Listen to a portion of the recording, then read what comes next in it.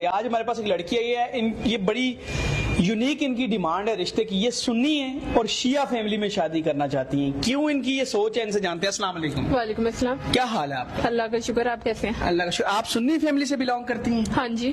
اور شادی شیعہ فیملی میں کرنا چاہتی ہیں؟ ہاں جی، میں نے شیعہ فیملی میں شادی کرنی ہے. یہی آپ کی ڈیمانڈ ہے؟ ہاں جی، میری یہی ڈیمانڈ ہے. کیوں؟ کہ یہ ڈرامہ مچایا ہوا ہے، سنی شیعہ میں نہیں کر سکتے شادی اور شیعہ سنی میں نہیں کر سکتے شادی. اور آپ کو یہ چیز پسند نہیں ہے؟ نہیں، مجھے یہ چیز آپ کو گھر سے اجازت ہے؟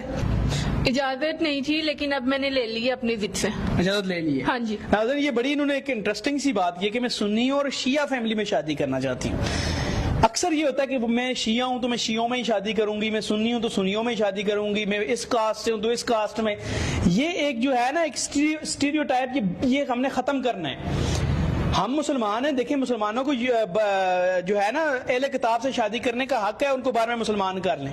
ٹھیک ہے، تو یہ ہم اپنے مسلمان ہیں، شیعہ سنی وہابی پتہ نہیں کیا کیا بنایا ہوا ہے. تو یہ ایک اچھی بات ہے. یہ کہہ رہی ہے کہ میں سنی اور شیعہ میں. اور آپ سب کو بھی میسج ہے، اگر آپ کو کوئی اس طرح کا اچھا رشتہ ہو، لڑکا اچھا ملے، آپ سنی ہو یا شیعہ ہو، تو ایک دوسرے میں فرقے میں آپ کریں شادی، کوئی مسئلہ نہیں. اور فرقے تو ہونے ہی نہیں چاہیے، ہم تو یہ کہتے ہیں، لیکن آپ کریں. اور ان کی بڑی یہ یونیک ڈیمانڈ ہے جی.